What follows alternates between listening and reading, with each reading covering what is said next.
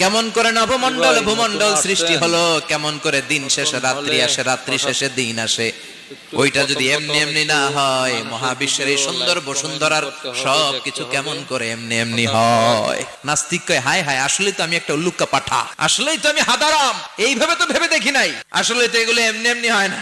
Someone is controlling everything in the world. একজন মহা শক্তিধর, মহা ব্যবস্থাপক, সব ব্যবস্থাপকদের বড় ব্যবস্থাপক চিৎকার করে বলেন তিনি কে?